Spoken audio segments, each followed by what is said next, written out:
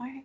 Hey, everybody. Welcome to the Office 365 Pulse. I hope everyone is having a great week. It is almost the end of summer, the beginning of fall. Woohoo. So school has started. The seasons are changing. Yay. Pumpkin We don't spice have, is appearing in stores. what'd you say? I said pumpkin spice is appearing in stores. Oh, I guess it is that time. Maybe I'll have to go get one soon. Um, it is time for us to get to the updates. There's not a ton of them today, but we do have something in every category. So once again, we'll go over the categories. In development means we are making it in Redmond or Iceland or China or wherever many of the offices are. Everyone's working remotely now, so Microsoft is making it. It's in development. It's getting worked on, and then rolling out means they're pushing it out to the tenants. So they'll start at a percentage of tenants, it will roll out, then it will roll out more, it will stay in different percentages until they meet a happy threshold, then it will keep going and keep going. Launched means it should be out to the complete tenant that it's rolled out to. Now it can launch to enterprise, it can launch to the worldwide tenant that's enterprise, it can launch to the DoD, it can launch to GCCH. So it's going to be assigned to a tenant and it will be launched. And then canceled means I'm either merging with another item on the list, or it means too bad, so sad, or it means, ooh, I think we're going to come back to the drawing board. And they usually tell us which option that is in there. And I think we have a couple of different canceled options today. So those are the roadmap categories. And so we'll quickly go through the highlights. I did notice that some of these are repeats that we've gone through a couple of weeks. So I don't think we'll hit all of them today. So here we go. I'm going to pass it to Tom. Go for it. Woohoo! So Yay what is in me! development and exciting? So a couple things that are towards the tail end of the in development list here. One is Microsoft Teams paging on video gallery. So if you have a number of items or a number of videos that people are sharing, normally you only had like 9, that was it, or you only had 49 and that was it. In this case, they're talking about 9. What they're now going to do is if you have more than 9 that are being shared, you are going to have controls at the bottom of your gallery, which allows you now to scroll through and see the various ones. I vaguely remember reading something about this. It was kind of like, yeah, like Zoom does. So apparently Zoom does this, and this is another makeup type feature. So be looking for that. It should be out in September, i.e. next month, but we'll see. And then the one right below that one that I found interesting is in Outlook. They're going to have tone detector in Microsoft Editor for Outlook on the web, which means if you're using the web-based version of Outlook and you're using the editor tool, it's now going to be able to indicate things that are tone related in terms of, maybe that wasn't quite the way that you wanted to have your tone come across, or maybe that was a bit aggressive, or maybe that was this, that, or the other thing. I would like it to say snarky. Yeah, snarky. Hi, would you like to be more snarky? Clippy can help you with that. But yeah, it's one of those things that, as I believe you had said, Tamara, this is becoming more and more like Grammarly. And I can see this being something that Microsoft would really want to get their hands into because Grammarly is a great tool. And I'm seeing more and more of this in terms of things that they can go through to say, hey, let us help you with your writing style to become more inclusive or things like that. So I think this is really cool. Keep in mind it is for Outlook on the web because it's probably communicating in the cloud to get these real-time things. It should be out by next month also. Since we happen to lose Jen, I'm going to pass it over to Tamara. Why, thank you. So I'd like to talk about the SharePoint navigation switcher.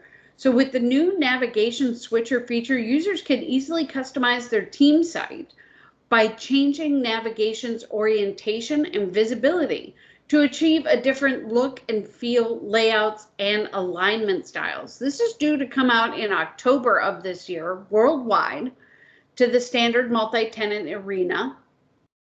And then also the large gallery view and together mode is coming out for GCC High, and that's in September of this year. So looking forward to that. Adam, what do you have? Sure. So I'm going to actually talk about one. I don't know if we spent too much time talking about it so far yet, but they actually have an update that I see for the first time for Microsoft Viva. Now, I don't know if you guys have heard about Viva, but if you haven't, it's going to be big over the next year or two. Microsoft is going to put a very big focus and effort into having people get comfortable with Viva and like Viva. In short, it's basically kind of like their answer to a new productivity hub for people. Think about how when groups and teams came out that kind of tried to centralize everything into one service. Well, Viva is doing that even more so. It's going to be bringing stuff that you maybe didn't necessarily see naturally from groups and teams, like a little bit more information from actual SharePoint sites when you're talking about home pages and things like that. It's going to pull on some of the analytics that you typically get from doing stuff like going through and looking at some of the back-end analytics that you'd have in your Delve and things like that, all to basically give like a hub for the user that's all about what's going on in the world and how they're working. And as I'm sure you can imagine for Microsoft, they're super bought into this because if you get users comfortable doing that, that's way more lock-in and loyalty than just, oh, my email's in Outlook. And so it's one of those things that Microsoft is very big on. I know when you talk to Microsoft employees, when you talk to people in the know, there's a lot of buzz going on with Viva. But this is the first time I've seen a real update about it on the roadmap. So what it is Microsoft Viva Connections. Viva Connections is your gateway to the modern engagement experience, designed to keep everyone engaged and informed. This release will include features such as the dashboard authoring capability, setting a home site via the SharePoint Admin Center, dashboard and feed web parts for your home site, and more connections and teams for the Viva app. So again, this is basically just what they're doing to try to integrate with Viva with the services you may already be using going out. But pay attention to this space. I imagine you're going to be hearing a lot more about Viva in the coming months or so. And hopefully it's one of those things that if you're interested in, you can kind of get your hands in early, because I can tell you there's going to be a massive amount of investment from Microsoft and a push from Microsoft around this product and what it can do for your company. Yeah, it's almost Teams-esque in terms of how Microsoft is viewing Viva. So yeah, it's going to be there and it's going to be a big thing. I almost see it as like the equivalent to Teams 2.0, but maybe slightly more individual user focused than Teams was kind of like group focused. Because when Teams came out, same way, like 4 years ago, 5 years ago, whenever it was when Teams came out, I was super in love with it. I thought it was great because I was one of those people that, and this may be blasphemy to say on this call, I was one of those people that never really embraced SharePoint. I grew up as an exchange engineer. That's what I had done at the start of my tech side. So for me, SharePoint was always kind of this blob thing that other people use that I didn't really get. And Teams simplified that for me. Teams gave me a centralized hub that gave me some of the features that, were in SharePoint that I was interested in that I didn't necessarily have to go to a web page for, and it tied that together with some of the other features that I saw value in. Viva's kind of the next step with that. A lot of the stuff that they're doing in Viva already exists today in one form or another in 365, but stuff like the Delve Analytics, talk to people that how many people actually use their Delve Analytics, even if they're licensed for it in 365. Very few. Or if they do, it's one of those like, general curiosity things like, oh, hey, look, it takes me 45 minutes to respond to an email from Tom. And that's about it. And going through and seeing Viva, their goal is to really move it towards that type of information, and that type of like centralized landing hub for you becomes your go-to spot, your home page, so be it, inside of 365 to kind of customize the experience and normalize it in a way that brings value to you, while also highlighting the other stuff that they already have. So similar to how you saw the revelation of Teams coming on, I really see that spot for Viva in the future, so I'm excited about it. Great. All I can say, Adam, is I don't even know who you are anymore. All right, boys, don't fight. Anything else in development? I'm going to just toss out the comment that if you are a Microsoft Teams user that uses the Windows version rather than the client, I'm sorry, using the Windows, that's got to be the desktop client, yeah. Yeah, they've got a ton of things coming out. So they're talking about chat bubbles, dynamic and that's view all for those room The team room. Art- Yeah. Okay, is that all for the team room Yep, stuff? yep. Okay.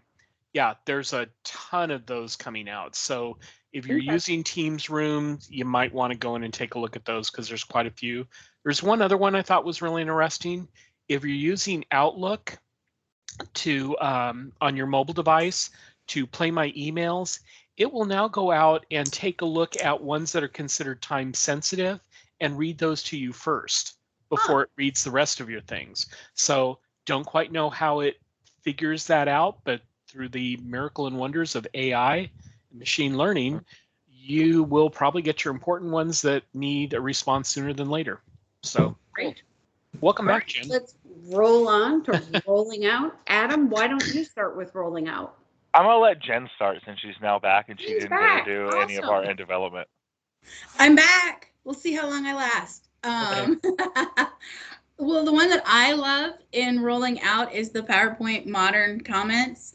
I love Modern Comments. It's a much nicer experience for comments. I love just the way it works. It makes working and collaborating on documents so much easier. It's just a natural flow, and it makes me go in and work on the documents faster when it's a better experience. So I really, really like that. So I'm happy to see what they first started in Word, making it out into PowerPoint and Excel and different things like that. So excited about that.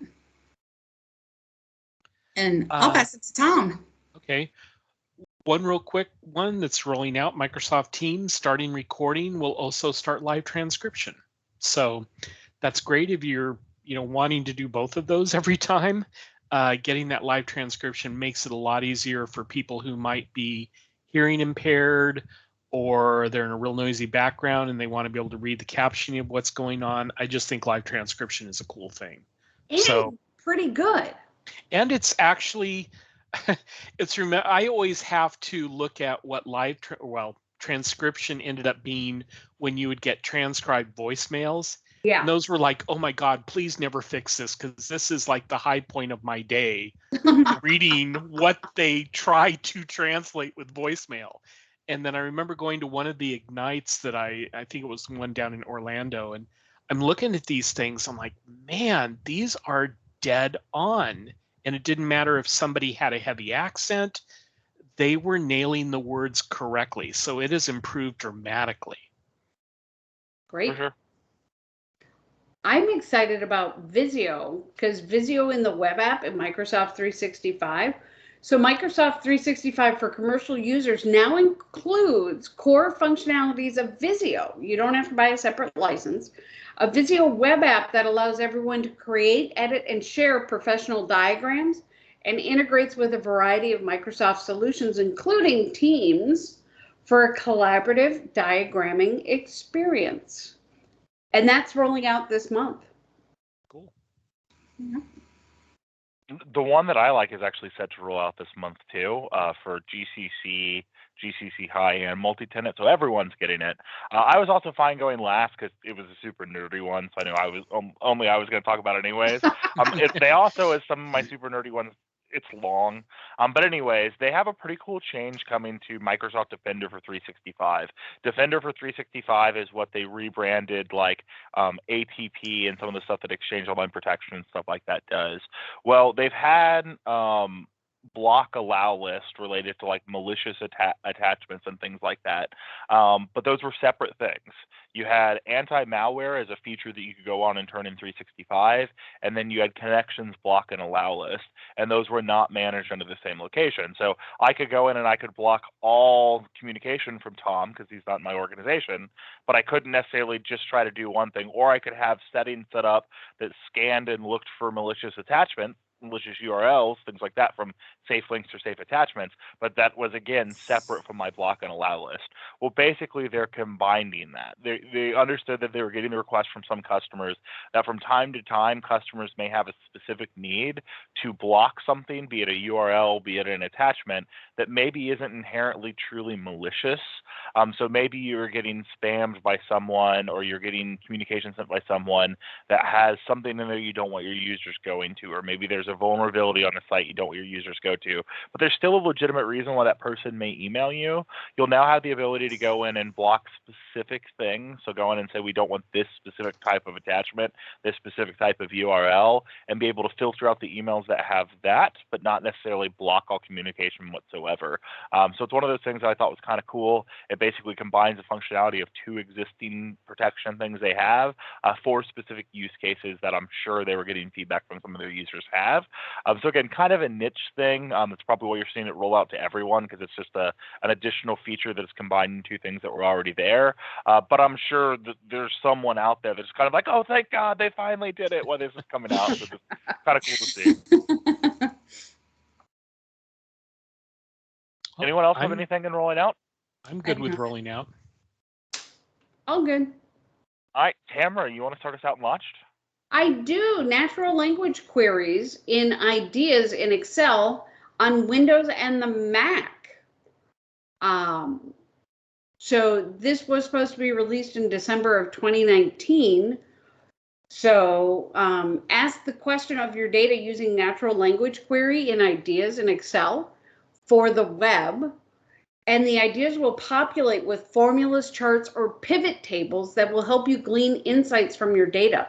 As somebody who doesn't know how to write queries, I am just so excited. So, and this is both on the Mac and on Windows. So I have one that I didn't know how much it was going to change my life. And I missed it in the development, and I missed it in the rolling out. And I accidentally tried it one day, and I immediately had to call Julie and go, Julie, do you know this works now? And Julie was like, what? Show me, show me. And then we just had a moment. Did you know you can now drag and drop more file experiences into SharePoint and they work? And so like I can have email attachments that are just attachments in an email. And from the attachment in the email, I can drag it right into a SharePoint document library. No, you cannot. You can, Tamara, and it will change your life, because you used to have to save it locally and then you could drag it and drop it. And I was just like, this just makes me mad every time I had to do that. And now, like, one time I forgot that you had to do that, and I accidentally tried it, and like the sky opened and angels came out singing, and I called Julie, and I was like, Julie, and like we had a moment, and then like it's amazing. And so that one I was amazed, like, because it used to be you can drag and drop everything but this. Why can't I want to drag and drop this? And so you can even do it, like, I think from the preview pane, when it's like in the preview and you don't even have the email open, and it's like, look, I'm dragging and dropping everything. And it was just glorious. And so Jennifer needs another moment right now. Yeah. hey, when you're saving, all those attachments you get from emails, and you got to put them into the CRM, and you got to track all this stuff, it's just glorious when you can drag and drop that stuff from one screen to another. It's just, that stuff saves time, and it means it's going to get to the right spot when I just have to drag it once. And so that one made me just a happy camper. So I was super excited about that one. Super excited. So that was my big one. Go try it, Tom. Your life will be changed. I will. I'm looking at my list of things I had highlighted and launched, and Tamara took my natural language Excel stuff, and you explained the file drop in a way that I could not have even begin to explain it. So I'm kind of stuck with the whole SharePoint news email notifications, because I thought that had been working for quite a while, but apparently now it's considered launched, and it was released or had a scheduled release for April 2019. So I'm kind of wondering if perhaps this is a cleanup item, but basically you can now receive notifications for comments, replies, and likes on SharePoint news items that you have out there. There is an item that is coming out, I don't think it's launched yet, that is somewhat related to this, in the fact that you would get those you would get those emails, but you really didn't have much way to turn them off. Well, now in your SharePoint settings, you can actually go through and say, I want to turn off comment emails. I want to turn off reply emails. I want to turn off like emails. And then there's also the daily news digest that you get. You can also turn that off too. So you have the ability with just little toggle switches to take those 4 different items and decide I either want them or I don't want them without you having to mark all of it as junk mail or, bug your email administrator to do something for you or make mail rules, whatever. Now you'll be able to turn those on and off. So in conjunction with this, which I thought had been out there for a while, you're going to have the ability to turn them off, which is a good idea. Now there's 2 that I thought you would have picked, Tom. Which ones would that be? The SharePoint scenario-based site templates and the leadership connection site template. I thought you would have picked those. So that would assume that I saw. Okay, so we have the SharePoint new leadership connection site templates. This template brings together conversations from Yammer news, resources, and showcases upcoming events. Since it said Yammer, I was like, yeah, right, okay. I just figured it'd be something you would be using in the solutions you build for your internal business customers, like using maybe not the leadership connection, but the scenario-based site templates. So I haven't really gotten a lot of hands-on with them yet. So, and maybe you haven't either. But yeah, it's just curious to see that those templates are out there now. So yeah. I'm very curious to get my hands on them and dig into them deeper. Yeah, the one that she's talking about for the scenario-based site templates has the description of use scenario-based site templates that leverage existing SharePoint capabilities, such as pages, lists, libraries, branding, to build your own sites faster and get inspired. We have had people request, hey, we've got like project sites that we'd like to be able to just make a new SharePoint project site based on some template, so everything starts out with the same set of stuffs. And we're like, yep, I believe we can get close to doing that now, and I just have not reached out and done it either. So yeah, you're right. I probably should have highlighted those. Well, not that you should have. I expected. We have a little label in Planner when we get our admin messages that come through M365 Admin Planner. We have a tag that literally is tagged as Tom should care. And when Tom goes, I really don't care about, nope, Tom should care, and they tag it with that one, and it gets assigned to me. So that's funny. This can be a Tom should care. That's funny. That's a Tom should care moment. Yep. Well, this is one that Tamara should care about because I was just in a meeting with Tamara and it was hilarious. Teams chat preview notification settings. Users can change the settings and manage previews for their chat notification toast. Maybe there's going to be a setting in there that says if you get pinged 22 times in 30 seconds, maybe they should auto stop it because poor Tamara was in a meeting and it went ding, ding, ding, ding, ding, ding, ding, ding, ding, ding, ding, ding. And it was like hilarious. And she's like, excuse me, please, while I go mute my friends. And it wasn't friends, my coworkers, but it was kind of funny. And it was, I mean, it wasn't funny, but it was not funny.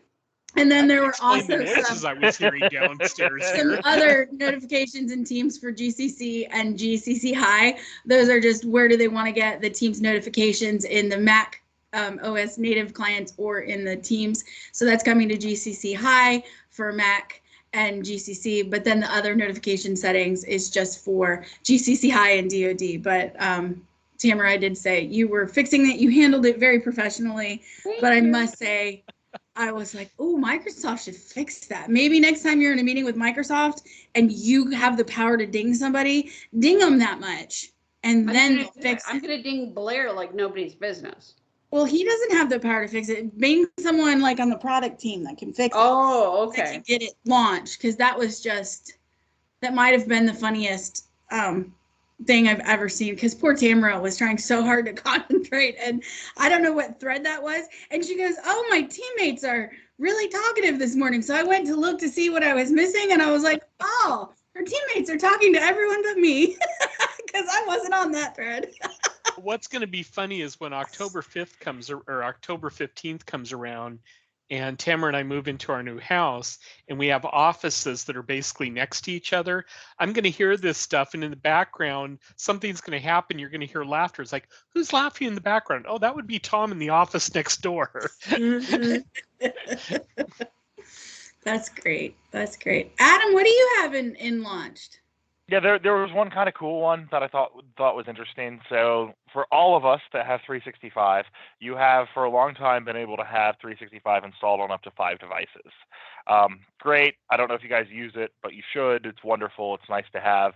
Like for instance, like literally on my lab environment that I use for testing, like that gives my parents Word and Excel and PowerPoint and stuff like that because it's my lab environment, and it's a great way to be able to give that to them.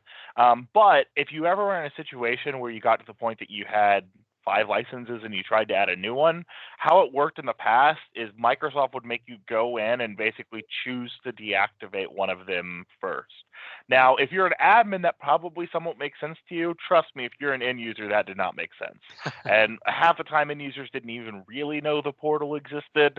Like to them, Office 365 was just they had the programs on their computer. So you had to be like, all right, cool, you need to log in here and choose which one to deactivate. They'd be like, well, how do I know which one to deactivate? Why do I have to do this? Oh, It seems nice. like, yeah, so it was basically a thing. Well, they basically automated it in a good way, where now if you have 5 active licenses or 5 different computers that you've installed the Office suite on, and you go to activate a 6th, rather than making the user log into a portal that they may have never used before and choose one themselves, which might be the wrong one, which starts the whole process all over again, they will just automatically choose the one that's been logged on the furthest away. So if it's one of those things that like, oh, you haven't used this in a while, they'll just automatically deactivate that one. If it ends up being that that was on a device that you needed, well, the next time you go to there, it'll just ask you to log in again, and the process can repeat.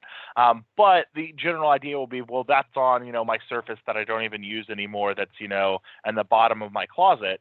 But you're not dependent on the user going through and actually choosing it. We'll just automatically choose the oldest one for you and deactivate it. So that way you can still have 5 active. Now, if you want 6, tough. You're going to have to, have the second license to do that. But for most people, I think this is a cool quality of life change and something that will just make it easier to administer for end users, especially, those people Definitely. that, oh, well, I had this installed on my, Chromebook and now it's not working. I don't know if that'll be fun. Very cool. Well, I have one that I think developers all around will like, the SharePoint query alterations for the SPFX custom results page. That's one that they've been wanting to make customizations for the pages, but they want to do it using SPFX. So that's out there now. So I know that's something that my husband's been very excited about. I was going to say that's probably near and dear to Corey's heart, isn't it? It is. So I've heard about that. So I know they're very excited when SPFX keeps growing to new areas. So yes, that is something that will be available, or it is available now. So yep. So I'm good with launched. Yeah, I'm good. Awesome. All right. Well, canceled, pretty easy. The personalized room planning for Microsoft Teams is a duplicate, so that is going away. The Microsoft Teams and Dynamics 365 business process experience is going to be replaced in the future with an updated item. So that's being canceled, replaced with an updated item.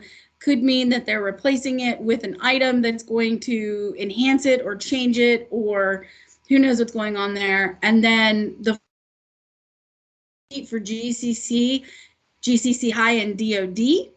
This feature is postponed due to a redesign, as being republished as soon as the timeline is defined. Yeah. That one is indicative of whatever design.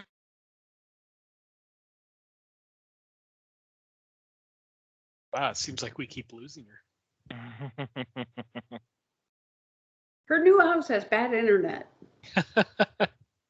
And for those of you who missed some of what she said, it's Forms response receipt for GCC High, and DoD is being postponed due to redesign and will be republished as soon as the timeline is defined. Good job, Okay. Tom Jen. Thank you. Nice pickup there. Is that everything on the canceled list? Yes, there were only 3 items out there, and she covered 2.5 of them. Great. Well, that takes care of the roadmap for this week. Tune in next week when we go over the next set of updates. And thanks so much for joining us. Everybody have a good day. Bye, everyone. Bye, guys.